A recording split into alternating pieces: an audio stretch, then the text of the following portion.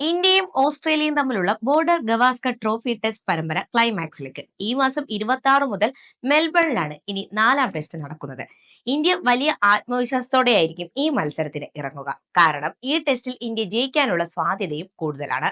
ബ്രിസ്ബണിലെ ഗാബയിൽ നടന്ന മൂന്നാം ടെസ്റ്റിൽ നടത്തിയ ഗംഭീര തിരിച്ചുവരവാണ് മെൽബണിൽ ഇന്ത്യയുടെ വിജയ സാധ്യതകൾ വർദ്ധിപ്പിക്കുന്ന ഘടകം. സമനിലയിൽ കലാശിച്ച കഴിഞ്ഞ ടെസ്റ്റിന്റെ മൂന്നാം ദിനം വരെ ഓസ്ട്രേലിയയ്ക്കായിരുന്നു മേധാവിത്വം. ഫോളോ ഓൺ ഒഴിവാക്കാൻ 246 റൺസ് വേണമെന്നിരിക്കെ ഇന്ത്യ 8 വിക്കറ്റിന് 210ലേക്കും 9ന് 213ലേക്കും വീണിരുന്നു. എന്നാൽ അവസാന വിക്കറ്റിൽ ആകാശ് ദീപിന്റെയും ജസ്പ്രീത് ബുംറയുടെയും പോരാട്ട വീര്യം ടീമിനെ കൈപിടിച്ചുയർത്തുകയായിരുന്നു.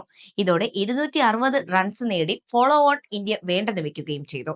ഇതിനുശേഷം ബൌളിംഗിലും ഇന്ത്യയുടെ ആധിപത്യമാണ് കണ്ടത്. 7 വിക്കറ്റിന് 89 റൺസിലേക്ക് അവർ കൂപ്പുകുത്തുകയും ചെയ്തിരുന്നു. ടീം ടോട്ടൽ 100 പോലും കടക്കില്ലെന്നിരിക്കെ ഓസീസ് ഇതേ സ്കോറിന് ഡിക്ലെയർ ചെയ്യുകയായിരുന്നു.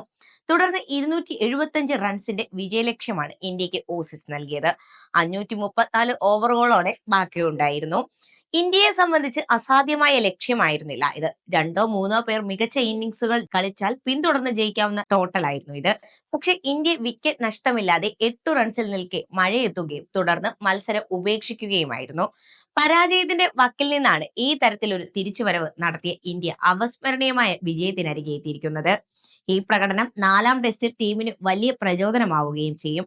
ഇതേ ആത്മവിശ്വാസത്തോടെ മെൽബണിലും കളിക്കാനായാൽ പരമ്പരയിൽ 2-1 മുന്നിലെത്താൻ ഇന്ത്യക്ക് സാധിക്കും.